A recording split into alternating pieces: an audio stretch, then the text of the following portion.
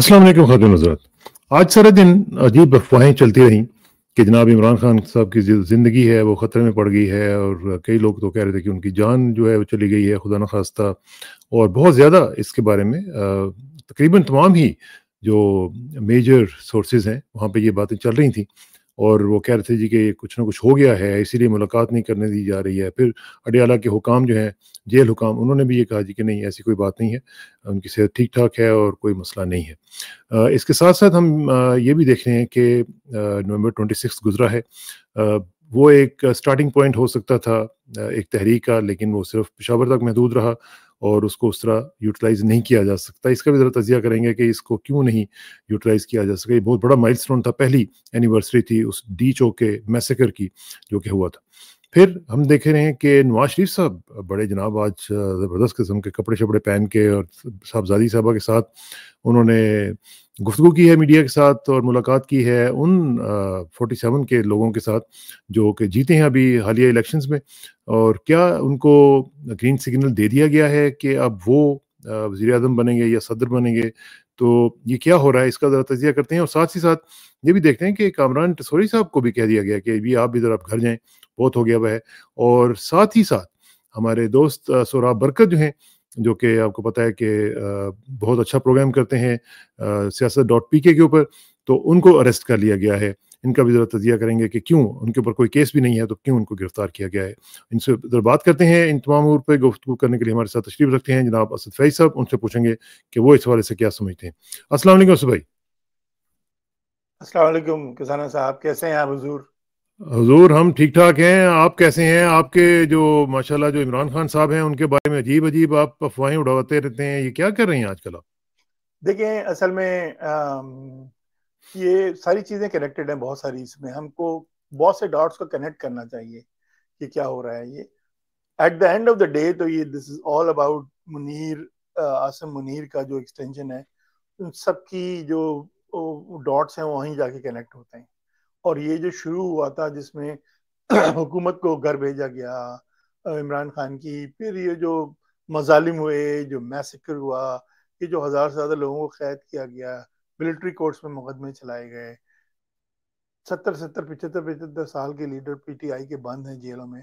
इन सब का एक ही मकसद, at the end of the day Imran Khan 2 2.5 साल से बंद है जेल में। एक ही मकसद है कि आसिम मुनीर को एक्सटेंशन दी जाए 4 5 साल, अब वो और हमारे सरों पे मुसल्लत रहे, इलीगल, अनकॉन्स्टिट्यूशनल, गैर अखलाकी, गैर कानूनी तौर पे हुकूमत करता रहे। That is the ultimate goal for all this. वो एक होता है ना, आपने लतीफा सुना होगा, वो बुढ़िया होती है, वो कहीं मेले में जाती है, तो वो उसका वो है, वो कहीं उसका दुपट्टा कहीं खो जाता है, चादर ओढ़े होती है, चादर कहीं खो जाती है उसकी, तो वो कहती है कि ये सारा मेला लगाया इसलिए गया था कि मेरी चादर चुरा लो तुम लोग। तो हाँ। ये तकरीबन इसके ऊपर वो फिट होता है कि वाकई ये मेला इसलिए लगाया गया था कि ये आसिम मुनीर को 5 साल की एक्सटेंशन दी जाए। जो 26 आई अमेंडमेंट, फिर 27 आई, और 28 तो अभी आ रही है।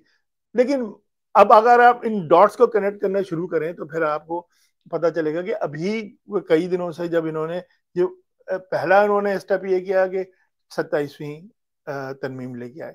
अच्छा, और जब भी ये कोई इस तरह का काम करते हैं, जैसे पीटीआई का कोई प्रोटेस्ट रोकना हो, जैसे पिछले साल उन्होंने नवंबर लेकिन में। अब तो सारा कुछ सेटल डाउन हो चुका है, तो अब क्यों कर रहे हैं? नहीं नहीं, सेटल नहीं है, इनको अभी भी डर है कि पीटीआई अगर सड़कों पे आ गई और लोगों को उन्होंने मोटिवेट, गैल्वेनाइज कर दिया और लोग सड़क पे आ गए, तो वो कभी भी वो सिचुएशन क्रिएट हो सकती है जो कि बांग्लादेश में हुई है, जो नेपाल में हुई है, और जो श्रीलंका में हुई है। इनको इसका बड़ा डर है। ये ऐसा नहीं है कि ये रात को सुकून से नहीं सोते हैं, ये तो इसलिए इनको ये इस डर के, इस खौफ की वजह से जब भी कोई ऐसी सिचुएशन डेवलप होती है, ये इमरान खान को आइसोलेशन में डाल देते हैं, महीने 4 4 हफ्ते के लिए, 5 5 हफ्ते के लिए। नहीं तो नोटिफिकेशन जो है वो तो शहबाज शरीफ ने जारी करना है ना, वो तो किसी और ने नहीं जारी करना। वो तो आपको पता ही है उनकी क्या हालत है। अगरचे अभी कुछ लोग बड़ी उम्मीदें लगा के बैठे हैं कि वो बहरीन चले गए हैं, तो हो सकता है वो वापस ही ना आए 29 तक और इनका काम हो जाए। हालांकि मुझे मुझे नहीं, लगता नहीं है खैर इस तरह। ये बचकाना बात है।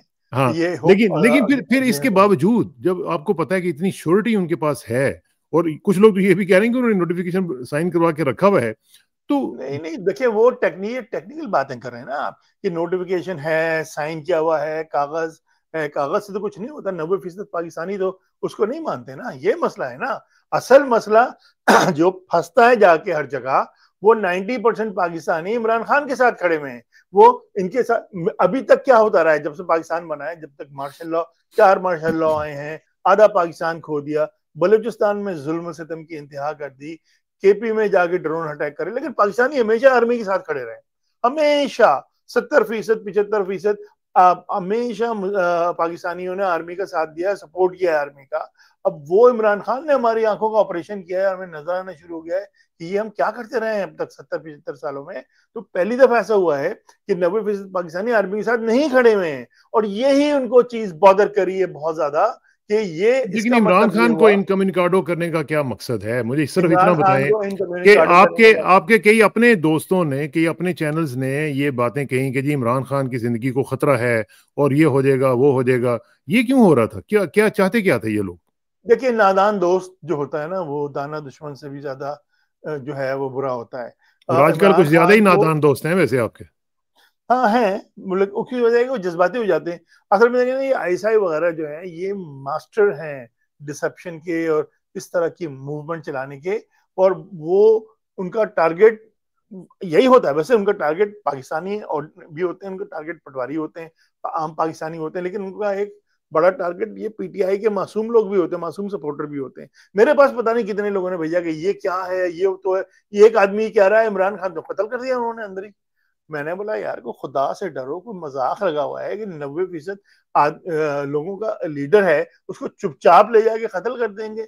ये कैसे मुमकिन, ही कैसे है ये? तो ये मेरे ख्याल में ये बेवकूफी की बात है, ये कोई मजाक नहीं है। देखें, इन्होंने उसको भुट्टो को किया था, लटकाया था फांसी के ऊपर, और उसमें एक भी आदमी नहीं निकला था बाहर, विच इज अ फैक्ट। उसकी वजह ये थी ना, देखिए ना, भुट्टो के ऊपर उस वक्त भी कौम लोग डरे डिवाइडेड, हुए थे ना, उस वक्त भी लोग नहीं डरे हुए कौम थे। डिवाइडेड थी ना सर। भुट्टो के खिलाफ 9 सितारों की मूवमेंट चली थी। भुट्टो ने, भुट्टो को सबको पता था कि उसकी हिस्ट्री क्या है। भुट्टो जो है वो मिलिट्री, अयूब खान की गोद में उसने परवरिश पाई है। कायदे आजम की जो हैंड पिक कैबिनेट थी, उसको उसने साजिश के तहत, उस साजिश में शामिल था भुट्टो, कि जो उस असेंबली को डिसॉल्व किया है, जो जिन्होंने पाकिस्तान बनाया था, उन्होंने जो फातिमा जिन्ना के खिलाफ जो मजालिम में भुट्टो ने सपोर्ट किया है सबको। तो इसलिए लोगों को ये कंपेयर करना कि भुट्टो और Imran Khan, this is not even a realistic comparison. Imran Khan के पीछे 90% पाकिस्तानी खड़ा हुए हैं, वो अच्छा, आवाज लेकिन देता है, अब लोग अब निकल अब आते हैं। मुझे मुझे एक बात बताएं। 90% पाकिस्तानी खड़ा हुआ है, वो कहाँ पे खड़ा हुआ है? क्या वो देखिए घर में ये, बैठा हुआ खड़ा हुआ है? अब देखिए नहीं ना, देखिए, छब्बीस आप देखिए, छब्बीस नवंबर आ गया। आप ये 26 थोड़ी सी जाती कर रहे हैं। उसकी वजह ये है नहीं, कि 26 नवंबर आ जरूरी गया। नहीं है कि ईरानी इनकलाब पाकिस्तान ना इमरान ने कभी कहा है कि ईरानी स्टाइल इनकलाब लाना चाहिए पाकिस्तान में, ना आए, शायद कभी आए। मैं लेकिन मैं आप मैं ये तो ये देखें, कह ही नहीं रहा हूँ, मैं तो ये कह ही नहीं रहा हूँ, मैं ये कह रहा हूँ 26 नवंबर को पिछले साल, आपको याद है, हमने ट्रांसमिशंस भी की थी, हमने उस पर गुफ्तगू भी की सही, थी। आप भी शामिल थे, बाकी दोस्त भी शामिल थे। और आज साल हो गया हुआ है। इस साल के अंदर जो कुछ हुआ है उसको तो चलें छोड़ें, लेकिन जो एक साल पहले हुआ था उसके ऊपर आज एक नुक्ता आगाज होना चाहिए था किसी भी तहरीक का, किसी भी मूवमेंट का। दिस वो हम इज देख रहे नॉट हैं कि सिर्फ कुछ भी नेसेसरी। नहीं। आपको हमेशा जंग का आगाज अपनी हिसाब से करना चाहिए, दुश्मन के हिसाब से नहीं करना चाहिए। जब आपकी प्लान कंप्लीट हो, जब आप मुनासिब समझें, जिस जगह से आप मुनासिब समझें। सुनजू ने यही कहा था कि आप बैटल ग्राउंड पिक करें, दुश्मन को ना पिक करने दें।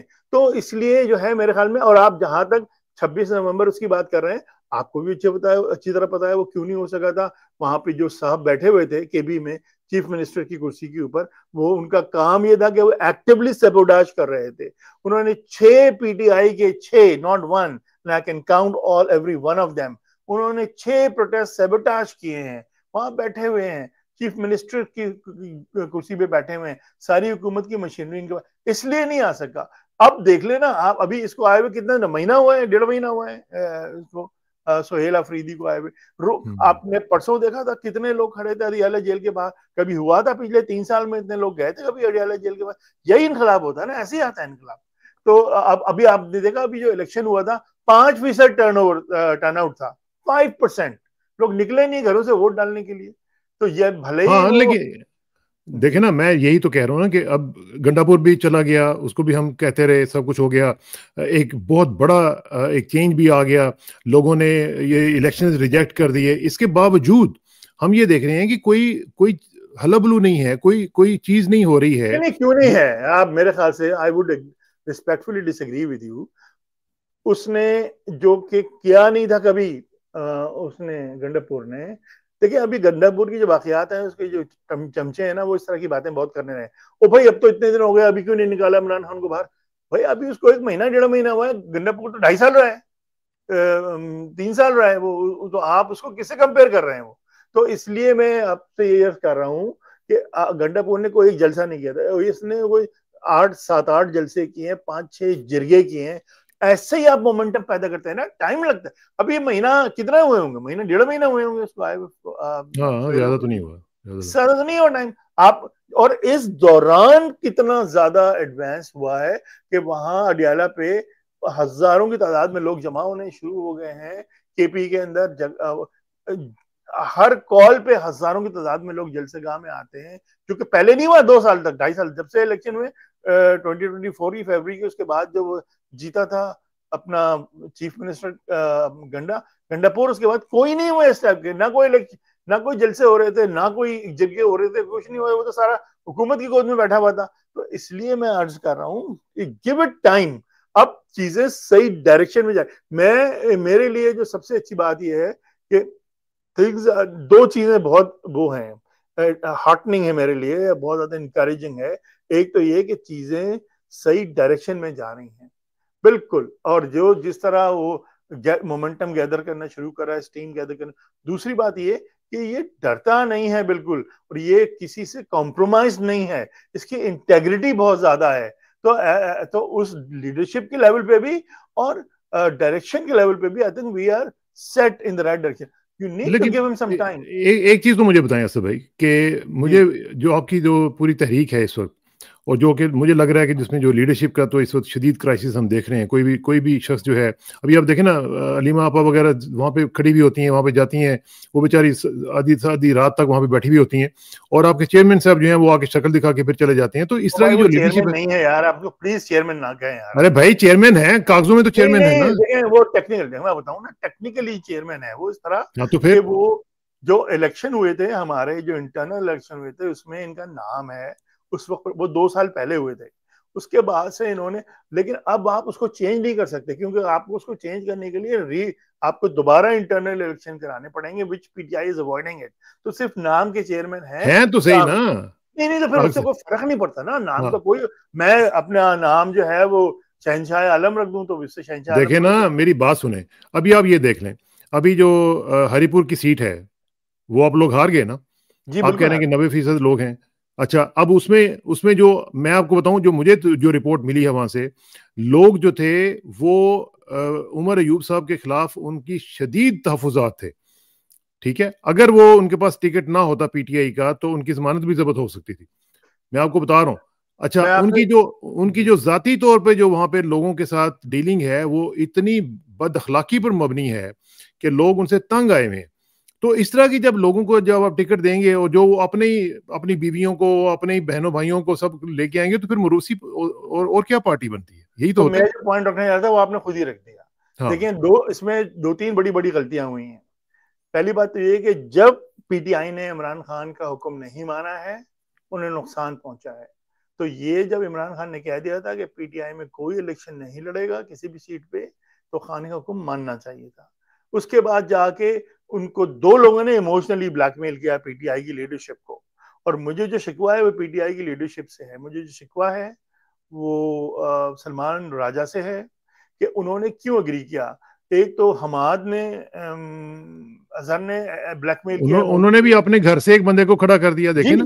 जी। और वो जो है उन्होंने क्या कि जी मेरे फादर का की सीट थी ये, तो वो, अरे भाई आपके भाई फादर की सीट फादर साहब जरूर वहां थी। से घर से लेके आए हुए थे। मैं यही अर्ज कर रहा हूं कि आपके को मौरूसी सीट थी, खानदानी सीट थी, पीटीआई की वजह से जीते थे आपके अब्बा। इसको भी जो फैसला पीटीआई का होना चाहिए था वो कबूल होना चाहिए था। फिर उसके बाद दूसरी बात ये, उमर अयूब ने वहां से इमोशनली ब्लैकमेल किया, अपनी बीवी को खड़ा कर दिया कि मुझे हटाया गया है। पहली बात तो ये कि वहां इलेक्शन होना नहीं चाहिए था। इमरान खान ने कहा अगर इलेक्शन हुआ भी ज्यादा किसी पीटीआई के वर्कर को खड़ा कर दें, ये कब से मरूसी पार्टी हो गई। आज तक इमरान खान ने किसी अपने रिश्तेदार को, भांजे को, भतीजे को, बहन को, बीवी को, साले को, बहनोई को, किसी को खड़ा किया है? सवाल ही पैदा नहीं होता। आपको मालूम है ना कि ये जो न्याजी साहब थे इमरान खान के बहनोई, हफीजुल्लाह इनकी न्याजी, इमरान खान से क्या नाम है? हफीजुल्लाह न्याजी। हाँ, हफीजुल्लाह। इनकी 4-5 साल इमरान खान से बातचीत क्यों नहीं हुई, बंद रही? उसकी वजह ये इमरान खान से बड़ी दोस्ती थी इनकी। हाँ, इनको और टिकट नहीं इमरान, दिया था ना। हाँ, इमरान खान की बहन जो है, ये मुझे असद उमर ने बताया था, वाकई इमरान खान की जो बहन है वो इमरान खान की बड़ी लाडली है, वो जिसके ये हस्बैंड है। इस सब के बावजूद इन्होंने अप्लाई किया टिकट के लिए। वो एक कमेटी थी जिसमें इमरान खान भी मौजूद थे, तो 5-6 आदमी की कमेटी थी। ये मुझे असद उमर ने खुद वाकई बताया। असद उमर ने कहा यार उस बंदे की, उनसे खान साहब की तारीफ कर रहा था कि उस बंदे की इंटेग्रिटी इतनी हाई है। क्योंकि होता यह था जब एक एक किसी का नाम आता था हम मिलकर डिस्कस करते थे, डिसाइड करते थे। जैसे हफीजुल्लाह न्याजी का नाम आया, इमरान खान ने कहा मैं कमरे से जा रहा हूं वहां उठ के क्योंकि चले गए। मेरा ये बहनोई है, जो तुम लोग डिसाइड करोगे I am fine with that. He left the room. इन लोगों ने मिलकर सबने डिसाइड किया कि हफीजुल्लाह न्याजी को टिकट नहीं मिलेगा, और उसको नहीं मिला। और वो इमरान से नाराज हो गया। खान ने अपनी बहन ने कहा कि क्यों नहीं दिया, तो उसने बोला भाई देखो मैंने डिसीजन नहीं लिया, मैं हाँ, कमरे लेकिन से। लेकिन लेकिन बात तो वही है ना कि जब इमरान अपनी बहनों भाइयों को इस तरह नहीं वो एंटरटेन कर रहा, तो ये बाकी कौन होते हैं जो कि अपनी फैमिलियों में उनको आपकी घुसेड़ रहे हैं? बात से मैं 200% एग्री कर रहा हूं कि ये दो बड़ी गलतियां हुई हैं। एक तो वहां इलेक्शन लड़ना ही नहीं चाहिए था, और उससे और पार्टी अगर का लड़ कितना भी रहे नुकसान होता थे है। तो किसी वर्कर को देना चाहिए था भाई। जैसे खान को देखें आप, चीफ मिनिस्टर जो है वर्कर को, एक ऑर्डिनरी वर्कर को, एक आईएसएफ के वर्कर को, फाटा के अंदर रहने वाले एक बिल्कुल ही लोअर मिडिल क्लास के बंदे को उठा के चीफ मिनिस्टर बना दिया तो ये उन्होंने। यही बात है ना। देखें, मैं वही डाइकोटमी की बात कर रहा हूँ कि यही डाइकोटमी है। अगर इसी तरह चलता रहेगा तो पीपल्स पार्टी में, नवाज शरीफ की पार्टी में और पीटीए में क्या फर्क रहेगा? अभी अब तो आपको पता है जो पीपल्स पार्टी है उसके जो माशाल्लाह ये जो यूसुफ रजा गिलानी साहब हैं, इनके खानदान के 5 फर्द हैं इस वक्त, देखें जो वो, हमें उनको 5Gs कहते हैं। 5Gs हैं मैं ये। इस तरह के वो 5Gs अगर पीटीआई में भी बनते चले गए तो फिर देयर इज नो डिफरेंस। आप बिल्कुल दुरुस्त कह रहे हैं। और लेकिन एक जो बड़ा फर्क है वो ये है कि आपको पीटीआई में ये चीजें बहुत ही इक्का दुक्का नजर आएंगी, बहुत ही कम है, बहुत ही कम नजर आएंगी। शाह और महमूद जहां, कुरैशी साहब ने भी यही किया था। मैं बताता रहा हूँ, खुद ही बताता हाँ, हूँ आपको ना, हाँ, महमूद कुरैशी साहब ने किया था, उसका नुकसान हुआ पीटीआई को। फिर हाँ, तो उसके वो तो बाद होता है। खटक ने किया था, उसका नुकसान हुआ पीटीआई को। बिल्कुल। देखिए ना, जहां जहां पीटीआई ने ये इमरान खान का उसूल तोड़ा, अपने रिश्तेदारों को भर्ती किया, वो किया, वहां वहां पीटीआई ने हजीमत उठाई है। जो है वहां वहां नुकसान हुआ है पीटीआई को। इनको सही है। अभी भी इंसान का।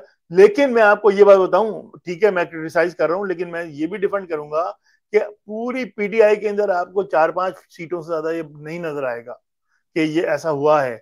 जबकि इनके यहाँ तो हर सीट पे ही तकरीबन असूल जो तो है असूल वो होता है ना असद भाई, ध्यान। असूल तो असूल होता है। असूल नहीं नहीं, वो एक हो आप या 5 हो। थ्योरेटिकली ये बात सही हाँ, है कि एक हाँ। उसूल एक दफा अच्छा। तोड़े, 1000 दफा तोड़े बराबर, हाँ, लेकिन इट्स हाँ, वो नॉट बात। True actually. अच्छा, अब एक जरा एक और बात आ जाए। ये जो नवाज शरीफ साहब हैं, इनका क्या एकदम इनको क्या ख्याल आया है कि अपने बेटी साहब के साथ बैठ के वो प्रेस कॉन्फ्रेंस कर रहे थे और उन्होंने मुलाकातें की हैं और बहुत ही जबरदस्त किस्म के झूठ बोले हैं कि जनाब ये हुआ था और इमरान खान को लाने वालों के खिलाफ ये किया जाना चाहिए, तबाही हो गई है। तो मैं तो ये देख रहा था कि मीडिया में ये जो ट्रिब्यून की एक रिपोर्ट आई है कि जो अनएम्प्लॉयमेंट है वो तो कहीं ज्यादा बढ़ चुकी भी है और उसकी हालत जो है दगरगू हो चुकी भी है। तो ये क्या इमरान खान की उसका गिरफ्तारी का फायदा उठाते हुए उनको सदर या वजीर आज़म बनाने का इरादा रखते हैं?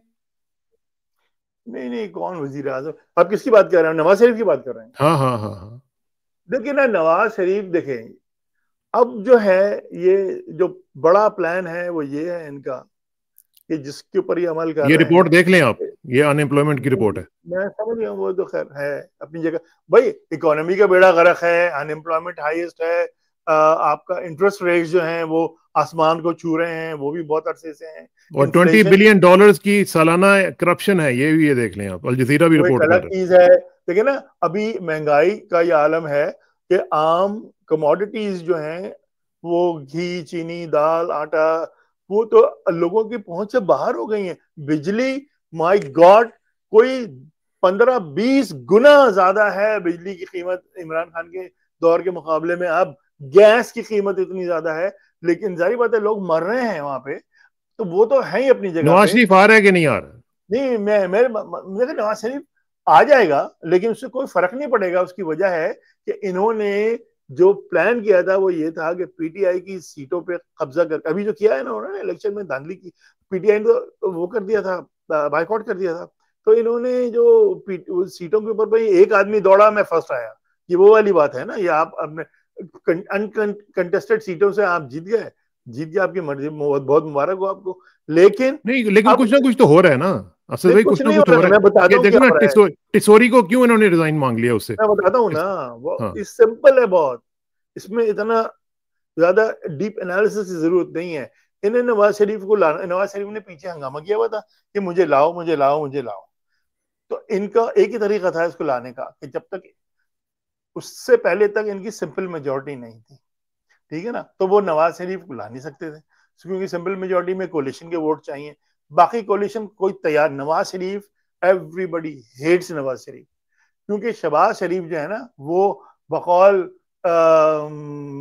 ये जो हमारे हबीब अकरम के, कि नवाज शहबाज शरीफ की एक खासियत ये है कि वो हमेशा रुकू की हालत में रहते हैं, और उसी को वो समझते हैं कि उनका कारनामा है। तो नवाज शरीफ तो बहुत ज्यादा एरोगेंट है ना, तो he does not get along with anybody. तो जब तक मेजोरिटी सिंपल नहीं थी, nobody was ready to vote for Nawaz Sharif, that's why he was sidelined। अब जबकि इनके पास सिंपल मेजोरिटी आ गई है, इनको, इन्होंने सोचा कि इनको ना एमक्यूएम की जरूरत है, ना इनको किसी और की जरूरत है, ना पीपल्स पार्टी की जरूरत है। तो अब ये नवाज शरीफ को लेके आ रहे हैं। इन्होंने साफ साफ कह दिया है एमक्यूएम से, हमें तुम्हारी जरूरत नहीं है, हटाओ अपना गवर्नर, हम अपना गवर्नर लेके आ रहे हैं। ये हो रहा है इनका। अच्छा, दूसरी बात ये है कि एक और ड्रामा ये जो कर रहे हैं, वो ये कर रहे हैं कि किसी तरह इन्होंने, पीपल्स पार्टी ने फिर इनसे कहा कि यार ये तो आपने तो हमें कुछ दिया ही नहीं है। इधर से नवाज शरीफ आ गया दोबारा। हमारा तो ये अंडरस्टैंडिंग थी कि आधे टाइम आप शहबाज शरीफ होगा, आधे टाइम जो होगा बिलावल होगा। तो उन्होंने कहा नहीं नहीं नहीं, अभी नहीं, लेकिन बिलावल को हम लीडर ऑफ द अपोजिशन बनाना चाह रहे हैं, ताकि अपोजिशन भी हमारी हो, हुकूमत भी हमारी है, हर तरीके से। तो वो अब मेरे ख्याल से इस तरफ जा रहे हैं कि वो बिलावल को तो क्या लीडर क्या ऑफ द, नवाज शरीफ के बारे में एस्टेब्लिशमेंट रिस्क ले सकती है इस तरह का? इनका रिकॉर्ड तो आपको पता ही है किस तरह का है। नहीं नहीं, नवाज शरीफ भी, आपका गलत ख्याल है कि ये जो है वो बहुत कोई, ये सिर्फ तकरीर करते हैं इतनी नहीं, सख्त। चीफ्स को निकालते रहे हैं, अब देखें ना, इन्होंने चीफ्स को वो निकाला जमाने, है। देखे ना, वो आप किस जमाने से किस जमाने को कंपेयर करें सारा। हाँ हाँ, एक जमाना जमाने में नवाज शरीफ का तूती बोलता था पाकिस्तान में, ठीक है ना। अब नवाज शरीफ को जो है वो, अब ये नौबत आ गई है कि पीएमएलएन आर्मी की मदद के बगैर 17 सीटों से ज्यादा नहीं ले सकती पूरे पाकिस्तान में। That era is gone.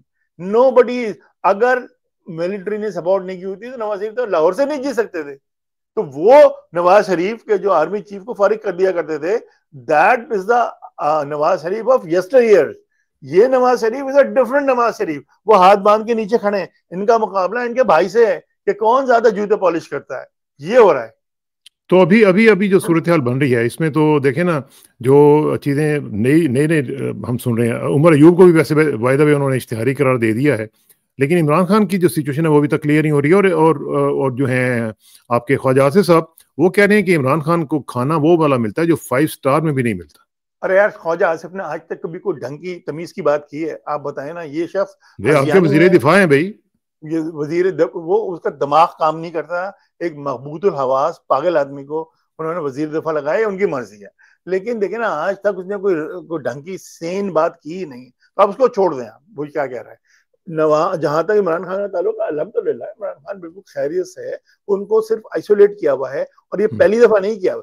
हर दफा जब कोई मुश्किल फैसला होता है वो इमरान खान को आइसोलेट कर देते हैं। अच्छा, ये जो खबरें फैलाई जा रही है ना, पहले ये कि इमरान खान को मूव कर दिया, फिर ये कहा कि इमरान खान को उन्होंने वो वो जो गैलोस का वो डेप्थ का जहाँ पे ना मौत उसको घाट है दिखाया। वो हाँ। दिखाया गया। और ये इतनी बेहुदा। आपके ख्याल में इमरान खान को वो दिखाएंगे, जब मौत घाट दिखाएंगे या वो गैलोस दिखाएंगे, तो इमरान खान डर जाएगा? 2.5 साल से उनका पड़ा ये हुआ क्या, जेल के अंदर। उनका ये ख्याल। उसको अब डराएंगे ऐसे दिला के, देखो यहाँ फांसी होती है, वो तो हंसेगा इनके ऊपर। तो और दूसरा, अब ये कहना शुरू हो गए, अब मैंने आज बड़ा वो नया आया है कि इमरान खान को तो चुपके से मार दिया उन्होंने। अरे हाँ आपके ख्याल में कोई ये मजाक लगा हुआ है कि इमरान खान, जो 90% पाकिस्तान के लोग इमरान खान था, तो उसको आप चुपके से मार देंगे? मैं आपको बता दूं, अगर इन्होंने कोई इस तरह की, आई एम सॉरी, मैं जरा थोड़ा इमोशनल हुआ हूँ तो शायद कुछ गैर अखलाकी बातें भी कर दूं, मुझे नहीं माफ कर नहीं, दीजिए। अल्लाह खैर करेगा, उसको इन्होंने, एक बात। आप ये अगर ये समझते हैं कि इमरान खान को कुछ हार्म करेंगे, तो ये तो खैर ये पाकिस्तान का बचना मुश्किल हो जाएगा। ठीक है अल्लाह ना, रहम करे, पाकिस्तान में अल्लाह ऐसी रहम आग लगेगी कि जो बुझेगी ही नहीं कभी। ये कोई मजाक नहीं है। इमरान खान 90% लोगों के करे, अल्लाह दिलों रहम में करे। बसता है भाई। अच्छा ये कोई, अच्छा, अब मुझे ये बताएं कि आखिर में ये सोहराब बरकत को भी आज इन्होंने अरेस्ट किया है। ये आपको पता ही है, siyaset.pk पे प्रोग्राम करते हैं और बड़ा अच्छा प्रोग्राम करते हैं। तो इनके खिलाफ कोई केस भी नहीं था। इसके अलावा वो जा रहे थे किसी कॉन्फ्रेंस के लिए बाहर, तो उनको एयरपोर्ट पे पकड़ लिया गया और अरेस्ट कर लिया गया। ये अब क्या सूरत हाल चल रही है? केस भी ना हो फिर भी ये पकड़ लेते हैं। कुछ लोगों को तो ये ऑफलोड कर रहे हैं आजकल, वैसे ही ये आज का रिवाज बना हुआ है। लाहौर एयरपोर्ट से खास तौर पे लोगों को, बहुत ज्यादा लोगों को ऑफलोड किया जा रहा है विदाउट एनी रीजन। देखें, एक मेरे दोस्त हैं, यही अमेरिका में होते हैं, जाहिर बात है मैं उनका नाम नहीं लूंगा, और वो बहुत सख्त नाराज हो जाएंगे, सारी जिंदगी में से बात नहीं करेंगे। वो इतना कोई बहुत ज्यादा पीटीआई का वर्कर भी नहीं है, कोई डाई हार्ट किस्म का है, सपोर्टर है। वो जा रहे थे अभी पाकिस्तान। ये आप पाकिस्तान की बात कर रहे हैं, मैं आपको अमेरिका की हम्म बता रहा हूँ। उनके पास एक फोन आया कि मैं पाकिस्तान एम्बेसी से बात कर रहा हूँ।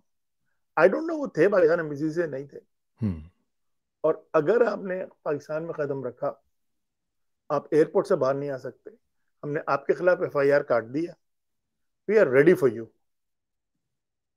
ही डिडंट गो ऑफ कोर्स। तो हम्म मेरा मकसद कहने का ये है कि ये तो ये होता ओवरऑल जब ये सिचुएशन ही ऐसी बनी हुई है।